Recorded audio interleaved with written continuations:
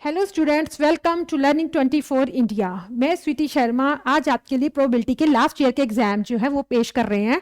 और ये जो क्वेश्चन है बहुत ही इंपॉर्टेंट है। लेकिन कहते हैं कि कोई भी काम करने के लिए उससे पहले जो हमारे जो एफर्ट्स होते हैं, हमारा वो जो टाइम पीरियड होता है, वो जो प्रोसेस होता है, वो बहुत ही इंपॉर्टेंट होता है। तो वो क्या है कि कहते हैं कि मुसाफिर बनने से मंजिल नहीं मिलती, मुसाफिर बनने से मंजिल नहीं मिलती, मंजिल के लिए तो काबिल बनना पड़ता है, मंजिल के लिए तो काबिल बनना पड़ता है। सफलता तब मिलती है जब आपके सपने जो है वो आपके बहानों से बड़े होते हैं। हम आज काम करेंगे, कल करेंगे, परसों करने पे छोड़कर आप उसको अभी से करो।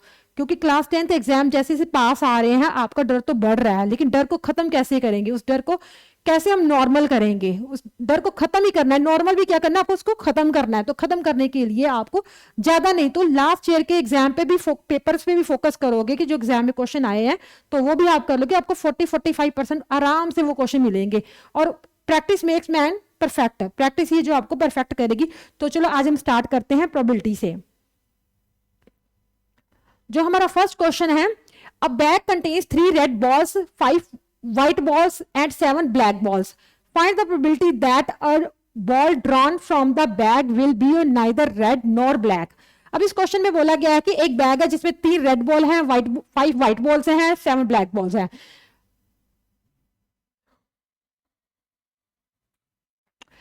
A bag contains numbers of red balls, numbers of red balls, numbers of red balls,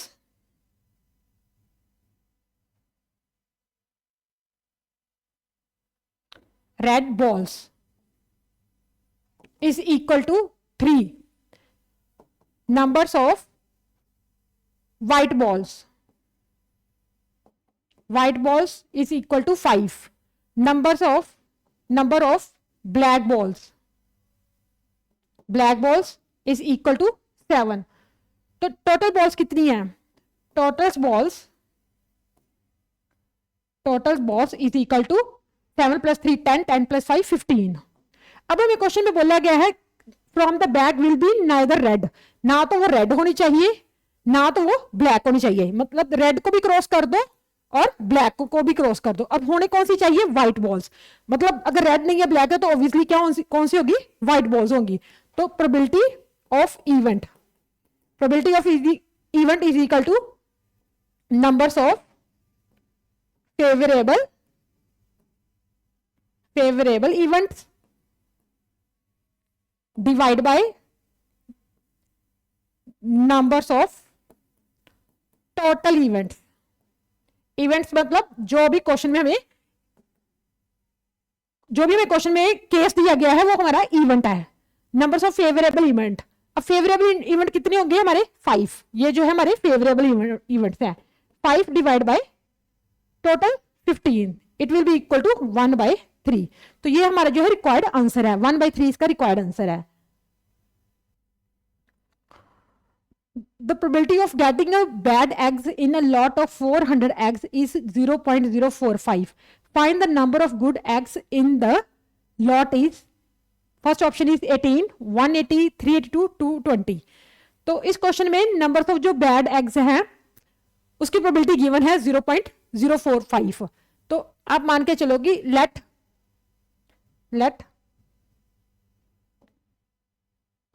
PE be the event of probability of bad eggs।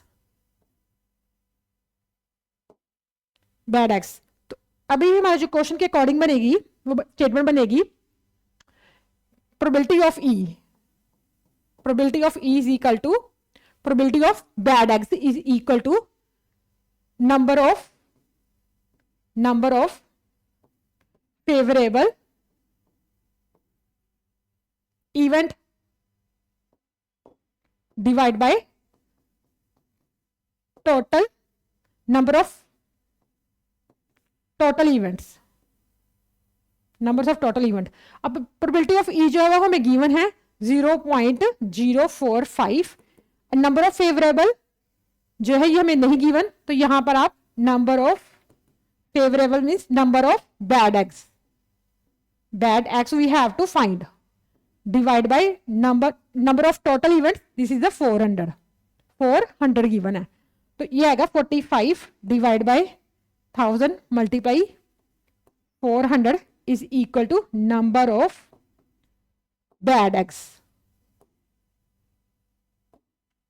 This will 0 0 cancel. This will be 180 divide by 10 is equal to number of bad eggs. क्योंकि good eggs find करना है तो good eggs के लिए हमें number of bad eggs find करना है. अगर प्रोबेबिलिटी ऑफ गुड बोला है तो प्रोबेबिलिटी ऑफ बैड फाइंड करनी है, जो कि ऑलरेडी गिवन है. तो क्वेश्चन के अकॉर्डिंग जितनी डिमांड होगा उतना ही हम क्वेश्चन के अकॉर्डिंग करेंगे. तो ये हमारा आ जाएगा number of bad eggs. Number of bad eggs is equal to 18. Number of good eggs that we have to find, this will be 400 minus 18. This will equal to 382. 382 is right option. Option C is correct answer. Now next question is,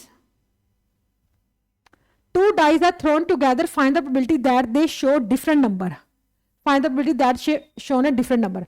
अब हमें यहाँ पे एक sample space लेना पड़ेगा जिसमें 2 dice का sample space होगा. 2 डाइस का जो सैंपल स्पेस है वो आएगा 1 1 1 2 1 3 1 4 1 5 1 6. अब यहां पे बोला था different numbers are, find the probability that they show different number. दोनों में नंबर जो होना चाहिए वो डिफरेंट होना चाहिए. 2 1 2 2 2 3 2 4 2 5 2 6. अब एक जैसा नंबर तो डायगोनल में जाएगा. 1 1 2 2 3 3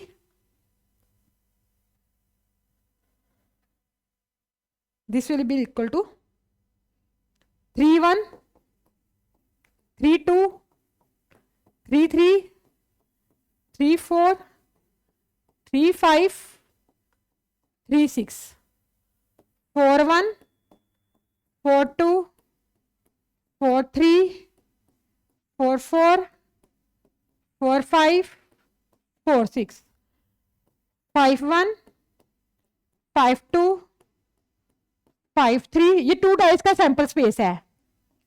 5 4 5 5 5 6 6 1 6 2 6 3 6 4 6 5 6 6.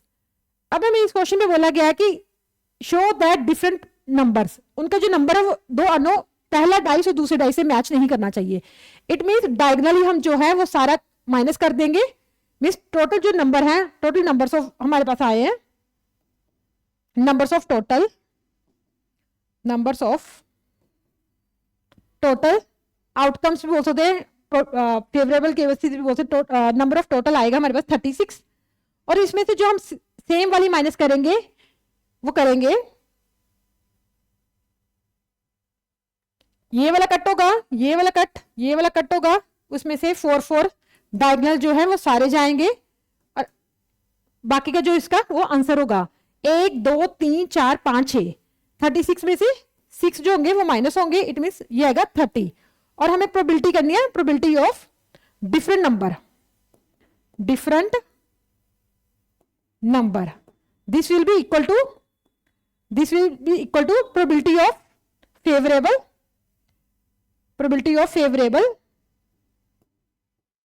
Favourable outcomes divide by total number of जो 36 है हमारे पास. तो it will be 30 divide by 36. 5 6 5 is 30, 6 6 is 36. This is the 5/6. 5/6 option जो बी है वो इसका करेक्ट आंसर है. Option B is correct answer 5/6. So the next question is, in a group of 20 people, 5 can't swim. If one person is selected at random, find the probability that the person can swim. Very simple question. In a group of total number of people, this will equal to 20. 5 can't swim. Number of people who can't swim, this will be equal to 5. कई बार क्या होता है examiner इतने easy question पूछ लेता है, लेकिन हमारे दिमाग में प्रोबेबिलिटी का मेथड चलता रहता है कि प्रोबेबिलिटी फाइंड करनी है, लेकिन प्रोबेबिलिटी किसकी फाइंड करनी डिपेंड कर रहा है क्वेश्चन पर। क्वेश्चन में अगर प्रोबेबिलिटी क्वेश्चन से रिजेंबल कर रही है तो उसी के अकॉर्डिंग निकालेंगे, नहीं तो इतना कॉम्प्लिकेटेड करने की जरूरत नहीं है। कुछ क्वेश्चन बहुत ही सिंपल है, क्वेश्चन को ध्यान से पढ़ो। Number of people who can swim, क्योंकि जो तैर रही उनकी चाहिए हमें प्रोबेबिलिटी फाइंड, तो हमें पहले नंबर ऑफ पीपल वो फाइंड आउट करने पड़ेंगे who can swim. This will be 20 minus 5 is equal to 15। अब इसी की प्रोबेबिलिटी फाइंड करेंगे, probability of for people who can swim. This is the again number of favorable events divided by number of total events। अब favourable कितने हैं 15 and total कितने हैं 20। This will be equal to 3/4। तो option A is its correct answer. Next question is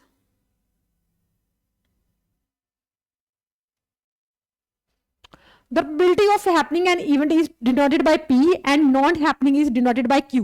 The relation between P and Q is, so this is the relation. What is the relation between P and Q? अगर P हो रहा है और Q नहीं हो रहा वाला case है तो इन दोनों के जो आपस में क्या रिलेशन बनेगा। सबसे पहले तो हैपनिंग पूछनी है, समझनी होगी, और नॉन हैपनिंग भी समझनी होगी। इस तरह का एक क्वेश्चन तो 1 मार्क्स का 100% एग्जाम में आएगा कि एक केस में यस है और दूसरे केस में आपको नन वाला केस जो है वो फाइंड आउट करना है। और एक चीज मैं बता दूं, जो भी सच होता है ना, सच को हम नंबर 1 लेके चलते हैं कि जो चीज हैपनिंग में है उसका टोटल हमेशा 1 होना चाहिए। अगर दोनों को मिलाकर अगर टोटल में 1 बन रहा है तो एक का केस क्या होगा, वो 1 में से क्या होगा, कम होगा। इट मींस जो प्रोबेबिलिटी का आंसर है वो हमेशा लेस देन 1 होता है। आप प्रोबेबिलिटी के जितने भी आंसर हैं सब देख लो, सबके आंसर लेस देन 1 है, किसी का भी आंसर मोर देन 1 नहीं हो सकता, क्योंकि हैपनिंग का जो टोटल होता है वो 1 होता है। तो इट मींस इन दोनों को अगर मिलाकर हम बात करें तो टोटल में बोला था मैंने 1 होना, तो it means P plus Q is equal to 1। तो प्रोबेबिलिटी का आंसर कोई भी लेस देन 1 से ज्यादा नहीं हो सकता, मींस सभी आंसर लेस देन 1 ही होंगे। तो its answer is P plus Q is equal to 1। अब अगर हम सभी आंसर पर करें कि एक्सप्लेन करें कि चर्चा करें तो ये आंसर क्यों नहीं है, ऐसे भी आ सकता है कि P इज इक्वल टू 1 और Q इज इक्वल टू 1, दोनों 1 कैसे हो जाएंगे, दोनों 1, मतलब दोनों अपनी जगह पे सही हो सकते हैं नहीं हो सकते। अब इस तरीके से भी याद करो, दोनों अपनी जगह पे सही नहीं हो सकते, एक सच होगा तो एक झूठ होगा, क्योंकि सच बोला जा रहा है तो इट मींस एक जो है वो नन में जाएगा। अब एक नन में जाएगा तो दूसरा क्या होगा, टोटल में से 1 को क्या करेंगे, माइनस करेंगे। अब P is equal to Q minus 1, अगर इसी इक्वेशन को करें P plus Q is equal to 1, तो ये हो सकता है P is equal to 1 minus Q तो हो सकता है, ये केस तो हो सकता है, लेकिन Q माइनस 1 कभी नहीं हो सकता। अब P plus Q plus 1 equal to 0, मैंने बोला इन दोनों का टोटल जो है 1 होना है, तो इट डजंट मीन कि जो 1 है P प्लस Q में ऐड हो जाए और आंसर 0 आ जाए। इन अब दो चीजों को ऐड करके 1 आ रहा है तो कुछ और भी ऐड करेंगे तो बढ़ेगा, 0 तो आ ही नहीं सकता, तो इट मीन्स ये भी आंसर रॉन्ग है। तो it means P plus Q is equal to 1 इसका आंसर है। Now next question is, a card is drawn at random from a well shuffled pack of cards. Find the probability that the card is not an ace card. This is a very simple question. तो ये तो oral में कर सकते हैं हम लोग। A card is drawn and total number of cards कितने हैं? Total numbers of cards is equal to 52. अब number of ace cards, this will be equal to 4. Number of not an ace card, number of not an ace card, not an ace card, ace card, 52 minus 4, 48.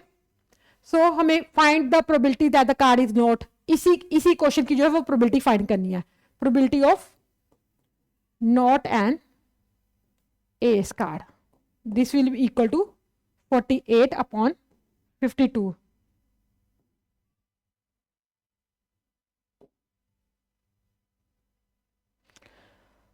2 2 is 4, 2 4 is 8, 26,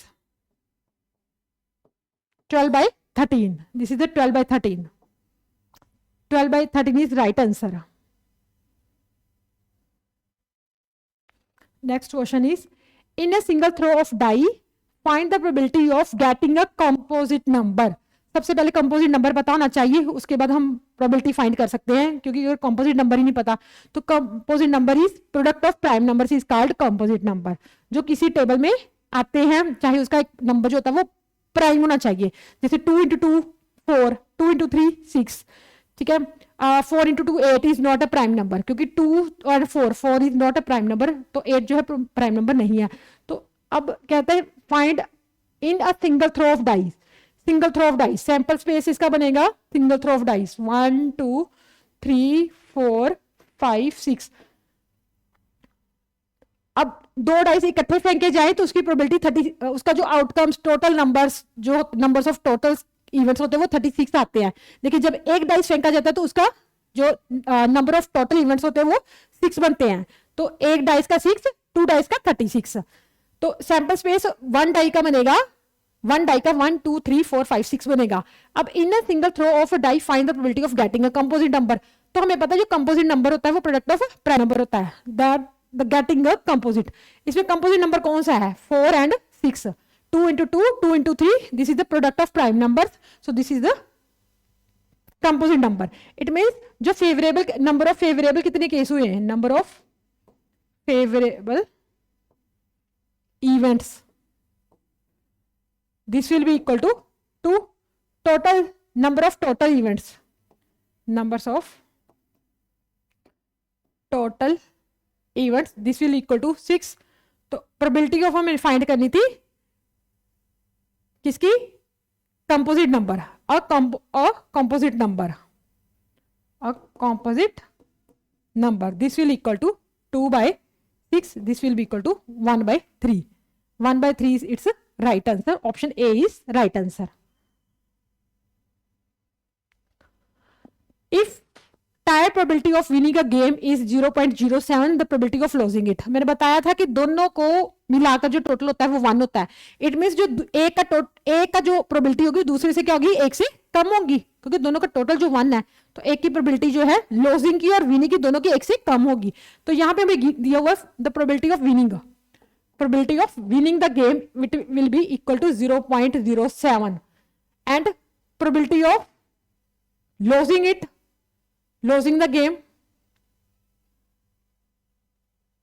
losing, this will be 1 minus 0.07. तो 1 में से 0.07 जो अगर minus होएगा, this will be equal to 0.93. तो जो game losing की probability होती है 0.93 होगी. Next question is a die is thrown twice. A die is thrown twice. अब ट्वाइस की प्रोबेबिलिटी मैंने बताई थी, जो इसका सैंपल स्पेस होता है, प्रोबेबिलिटी नहीं सैंपल स्पेस बताया था, ये हम दोबारा बनाएंगे. 1 1 2 1 2 2 3 1. It's a 3 1, not a 2 1.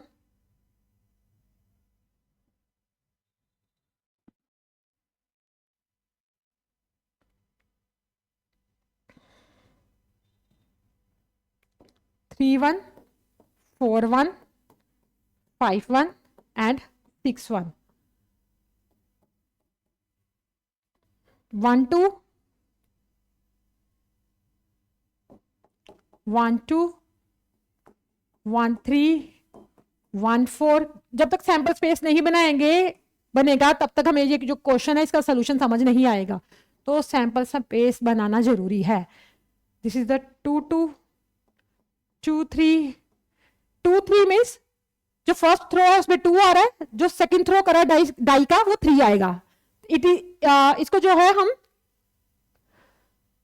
मतलब आपको ये शायद नहीं, ये पता नहीं समझ आया 1 2 कैसे है। अगर दो, मान लो ये मेरे पास दो डाई हैं, लेट इट सपोज ये दो डाई हैं, पहली बार फेंका 2 आया है, दूसरी बार फेंका तो 1 आया है, पहली बार फेंका 2 आया, दूसरी बार फेंका 2 आया, इसको बोलते हैं ट्वाइस, और die is thrown twice.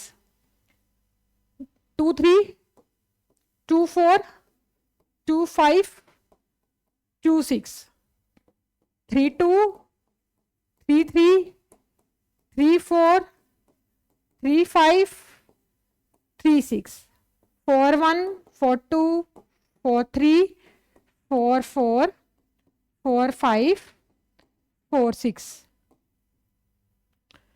5 1 5 2 5 3 5 4 5 5 5 6 6 1 6 2 6 3 6 4 6 5 6 6।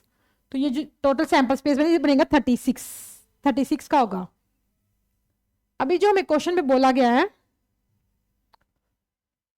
5 will come up at least one and at most one, both are different। at least mean कम से कम एक, लेकिन एक से ज्यादा हो सकते हैं। at most mean दो से ज्यादा ही लेने ही नहीं है, मतलब दो ही होने चाहिए, at most दो। तो हम अभी बात करेंगे 5 will come at least once, कम से कम एक, मतलब एक से ज्यादा आ सकते हैं। तो एक वाला तो लेना ही लेना है जिसमें एक बार 5 आया है। This will 1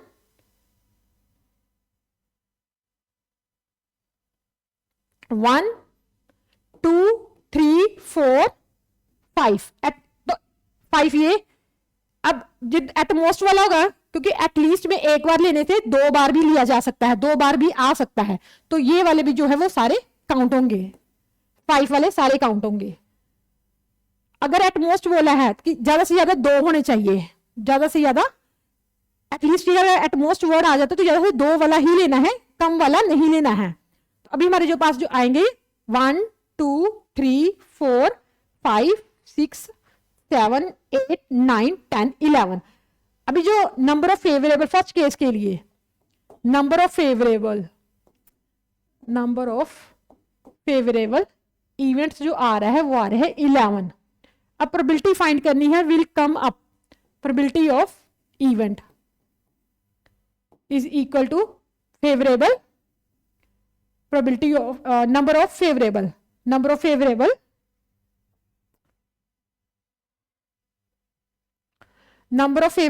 is 11 and total is 36। this will be equal to 11 by 36। next question 5 will not come either time। 5 एक बार भी नहीं आना चाहिए। पहले हमने 5 वाले काउंट करे, अब 5 नहीं आना चाहिए। इट मीन्स जो टोटल 5 आ रहा है वो 11 में आ रहा है। तो इट मीन्स हमें इस केस में, सेकंड केस में नंबर ऑफ फेवरेबल इवेंट, अभी 36 में से हमें 11 क्या करना है, माइनस करना है। This will be equal to 25 means जो 5 will not come up either time, एक बार भी नहीं आना चाहिए। तो ये एक बार वाले से भी, मतलब दो बार वाला भी नहीं आना चाहिए। अगर एक बार नहीं आएगा तो दो बार वाला भी नहीं आएगा। तो यहां पे प्रोबेबिलिटी ऑफ इवेंट आएगा 25 डिवाइड बाय 36। तो it will be our required answer 25 by 36। now next question is if a number x is chosen at random from the number -3 -2 -1 0 1 2 3 but case is given, what is the probability that the case में होना चाहिए x square is less than and equal to 4, less than and equal to 4। x square is less than equal to 4 मतलब equal to 4 भी लेना चाहिए। 3 का square करेंगे तो 9 आएगा, इस माइनस का 3 का स्क्वायर करेंगे तो ये 9 आएगा, तो ये नहीं आएगा। अब -2 का स्क्वायर करेंगे तो ये आएगा 4, क्योंकि इन्होंने इक्वल टू बोला है तो ये सिलेक्टेड होगा। -1 का स्क्वायर करेंगे तो ये आएगा 1, तो इन्होंने लेस देन इक्वल टू 1 होना चाहिए, तो इट मीन्स ये भी सिलेक्टेड होना चाहिए, ये भी आएगा। 0 का स्क्वायर करेंगे, 0 का स्क्वायर तो 0 भी आएगा। अब 1 का स्क्वायर करेंगे, पॉजिटिव 1 का स्क्वायर करेंगे तो 1 आएगा। 2 का स्क्वायर करेंगे तो इक्वल टू 4 आएगा। अब 3 का स्क्वायर करेंगे तो 9 आएगा। तो इट मीन्स ये वाला भी जो है कैंसिल हो जाएगा, ये भी सिलेक्ट हो जाएंगे। तो जो हमारे वो सिलेक्टेड आएंगे इक्वल टू 4 वाले होंगे, less than and equal to 4 answer means 1 2 3 4 5। तो नंबर ऑफ फेवरेबल इवेंट्स, जब प्रोबेबिलिटी ऑफ इवेंट आएगी वो equal to number of favourable divide by number of total events. Number of favourable कितने आए? 1 2 3 4 5 5 6, this is 1 2 3 4 5 6 7 7 cases total हैं, तो 5/7 जो इसका आंसर होगा 5/7। तो ये जो है हमारे प्रोबेबिलिटी के लास्ट ईयर के क्वेश्चन है जो 2024 में है, ये सारे क्वेश्चन 2024 के हैं। तो अभी से अच्छे से प्रैक्टिस कर लो। अगर आपके कुछ ऐसे क्वेश्चन हैं जो आपके नहीं आ रहे, आपको समझ में नहीं आ रहा है, तो आप कमेंट बॉक्स में लिख सकते हैं, हम उस क्वेश्चन में भी वीडियो बनाकर अपलोड करेंगे। Okay, thank you students.